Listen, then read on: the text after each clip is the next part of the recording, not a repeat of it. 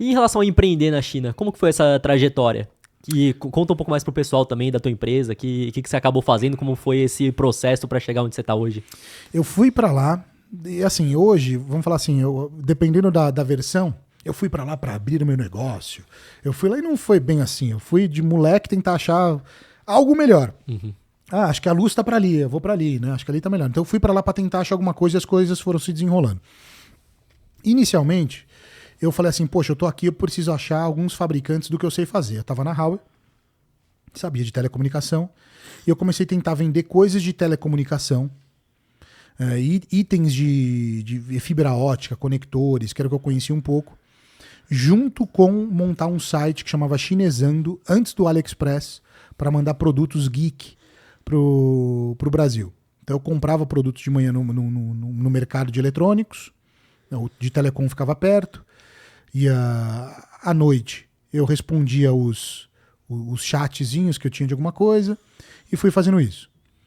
Esse negócio evoluiu até que em determinado momento perguntaram assim, você não envia, em vez de enviar um produto desse, você não faz uma caixa não com 50? Uhum. Faço. Pô, mesmo trabalho, ganhava mais. Tá bom. Você não pode ajudar um amigo meu a achar uma máquina? E foi... Aí eu usava o Orkut, que era o que tinha na época. Começou a sair Facebook, mas as pessoas ainda tinham Orkut. Eu usei blog. Eu busquei um pouco o que era SEO, escrevi um blog, comecei a fazer isso. E comecei a explorar esse tipo de conteúdo. Como importar da China. E as pessoas buscavam, chegavam em mim, falavam. E eu à noite usava para ligar. Eu pegava assim no Google e digitava assim, distribuidores de fibra ótica. Aí eu lá, distribuo fibras, estou vendendo, compre fibra, os caras vendendo fibra, né? Uhum. Eu ligava, oi, tudo bem? Eu tô te ligando da China. Oi? Da China? Não, tô te ligando da China, eu tô aqui, sou um brasileiro, moro aqui, eu vendo fibra ótica. Com quem que eu falo? Eu tinha muita porta aberta. Era um script muito forte, Sim, né? com certeza. Tipo, o cara ouvia assim, peraí, tô ligando da China aqui, tá? Falava alguma coisa assim. E eu tive muita abertura. E eu usava esse foi a minha metodologia de início de negócio.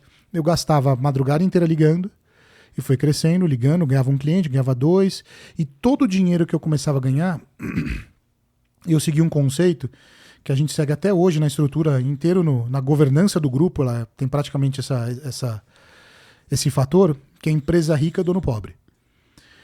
Então eu tinha um salário base, que eu coloquei lá, inicialmente era 1.000 yuan, R$400 na época, e eu tinha que trabalhar em outro lugar para pagar meu aluguel, né? Por isso que eu fui segurança de bar durante muitos anos e dava aula de português para os chineses, porque eu não tinha como me manter, eu Lincoln, pessoa física. Mas a empresa já conseguia ter receita para pagar o aluguel e contratar uma pessoa.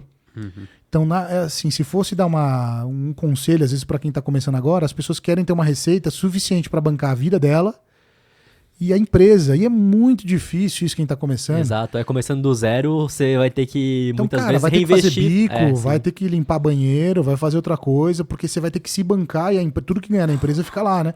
E para você falar isso, na era do empreendedor digital, que ele vai ter que se fuder e vai ter que demonstrar isso lá, não tem como, o cara não quer fazer, né? Uhum. Porque ele compra a história bonita de que ele vai ganhar dinheiro rápido, não funciona.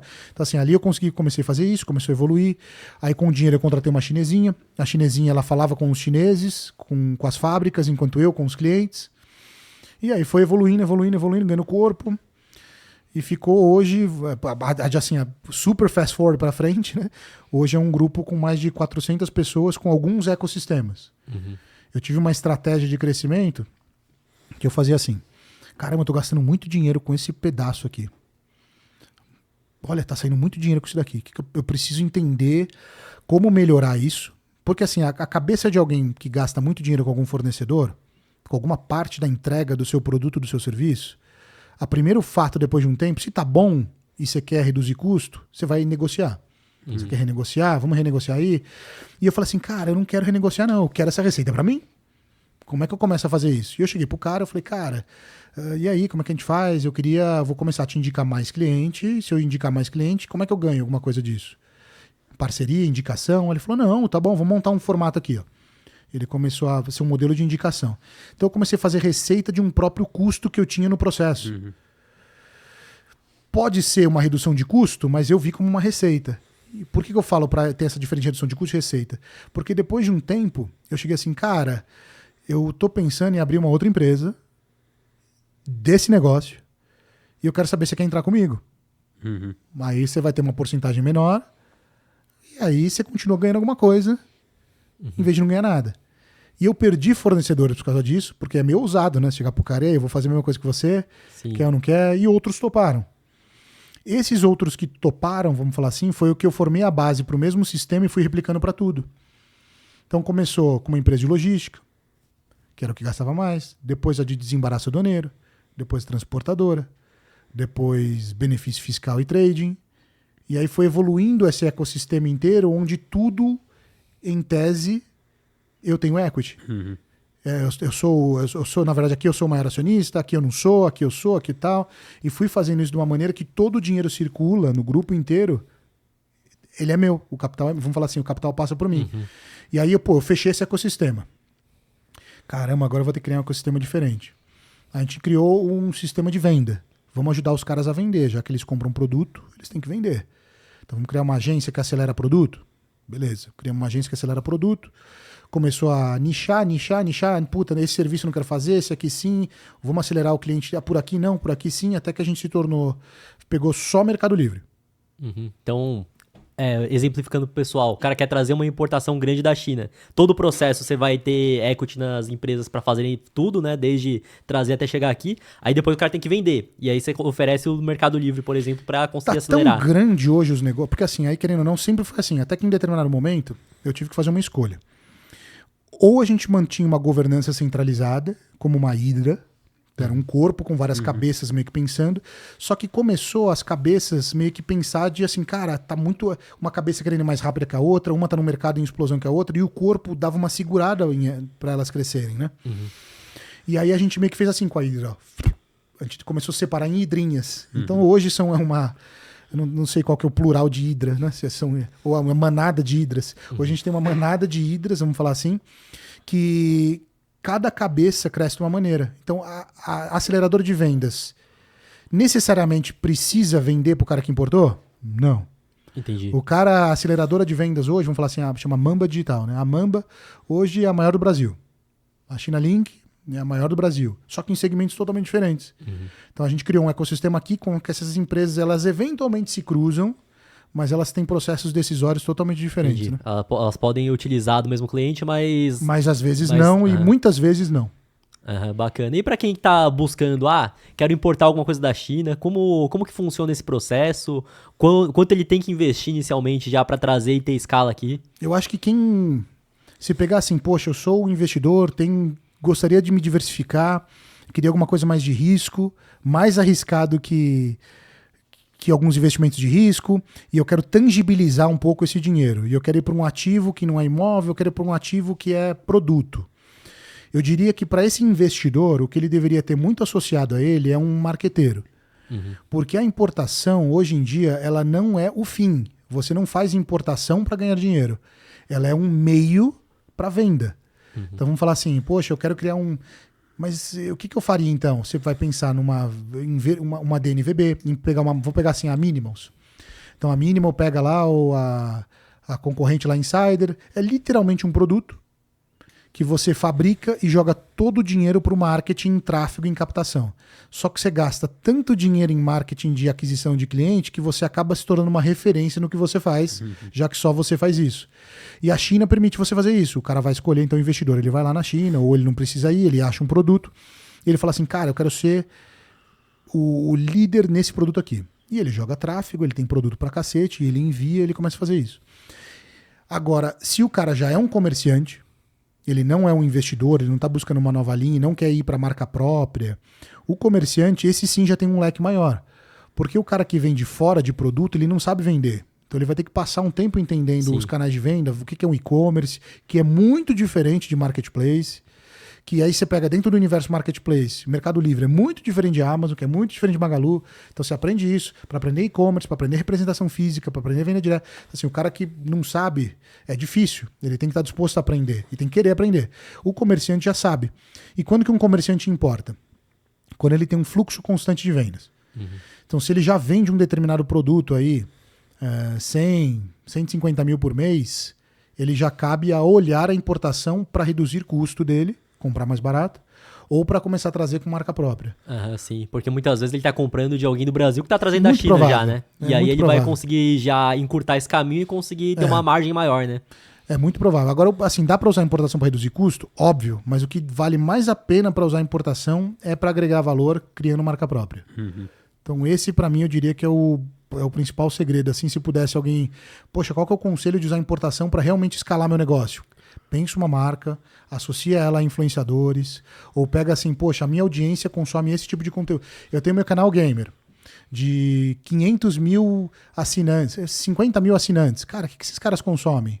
Pô, eles consumiriam um bonequinho específico, um kit digital? Pô, consumiria. Pô, vou fazer isso. Então aí você não consegue criar um bonequinho do Brasil.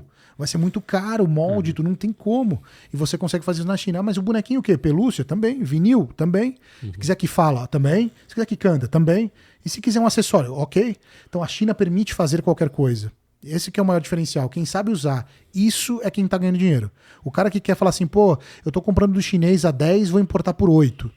Daqui um ano, o chinês vai vender por 8. E aí ele vai ficar apertado, vai ter que comprar por 7, e vai ficando assim, a briga de preços é ruim. Exato, você tem que construir realmente uma marca que tem o desejo que as pessoas querem, porque dessa forma você vai conseguir escalar muito mais, né? E comprando da China o custo é muito mais baixo, então sobra muito mais dinheiro para ele investir em marketing, investir em tráfego, investir Exato. na distribuição mesmo, né? A única desvantagem da importação, que a gente já viu que faz a China ser barata, é pagar à vista. Então o cara às vezes está acostumado a comprar aqui do Brasil, e aí ele compra lá, recebe a mercadoria e paga. Tipo, eu já recebi e paguei, já tenho como trabalhar. Para a China, você vai estar pagando para receber um produto em 4 meses. Então você está pondo um capital na frente para receber um produto em 4 meses. Então não é para qualquer um. E querendo ou não, você não pode comprar 4 meses de estoque. Você vai ter que comprar pelo menos 6 meses, né? Sim. Um pouquinho de sobra. Porque senão se chegou, já vendeu, não consegue nem comprar de novo. E aí você fala assim pro cara que não está acostumado, ele se assusta um pouco. Que ele fala, caramba, tem que pagar na frente para receber depois. Aí isso é o que mais impede. Ainda não mais é nem a no falta de Brasil. dinheiro. Ainda mais no Brasil que muitos não sabem lidar muito bem com esse fluxo de caixa, né? E aí você atrasa isso, aí o Eu cara te já digo, se perde, né? não é nem o aspecto do dinheiro em si, é muito o aspecto do medo. Tipo, o cara às vezes tem todos os fatores pra começar, mas ele fala, cara, não sei, vou deixar pra depois. E aí ele fica naquele status quo da mesmice, né? E essa questão que eu até vi você postando agora há pouco, né? Que o Caíto, ele, na compra dele da China, ele não tá usando mais o dólar. O que você vê sobre isso? Isso pode ser uma tendência, mas infelizmente é aquilo assim, nossa, BNDES é bom pra cacete? Você tem acesso? Não. Puta, isso aí, mandar direto o câmbio em renminbi, é bom pra... posso fazer? Não. É muito limitado para algumas operações, ainda muito grandes. Alguns bancos escolhem de quem eles querem fazer. Tem que ser alguém com uma operação muito robusta, porque no final do caso, você economiza centavinhos na troca do câmbio. Então, os centavinhos versus o custo que você tem no banco chinês não vai compensar ainda. Agora, para um cara que é grande, vamos pegar assim, outros caras que importam muito, aí dá muito certo, o cara tem que começar a analisar esse caso, porque vai dar muita diferença. Uma coisa é o cara economizar 0,2% em uma compra pequena, outra coisa é uma compra de centenas de milhões, muitas vezes. Eu né? estimei, assim, pelo que eles vendem, a Chili Beans, eu acho que eles importam pelo menos, se não for isso, eu coloquei no meu exemplo 100 milhões de dólares, né? Eu acho que eles pegam pelo menos isso. Que realmente, né, o custo pra você trazer é muito barato, obviamente que tem todo o custo de marketing, de loja e tudo mais, mas o quanto você paga pelo quanto você vende é absurdo mesmo de alguns produtos. Se não for né? 50, você já vai. Se não for 100, que seja 50 milhões de dólares ano, compra, eu acho que tranquilamente. E ele economizaria muito dinheiro. E pra você que quer comprar criptomoedas ou investir no exterior, a parceira aqui do podcast é a Quantifuri, corretora internacional 100% taxa zero. E fazendo seu primeiro investimento equivalente a $50, você ainda ganha uma recompensa em Bitcoin. É só escanear o QR Code que tá aqui na tela ou clicar no link da descrição.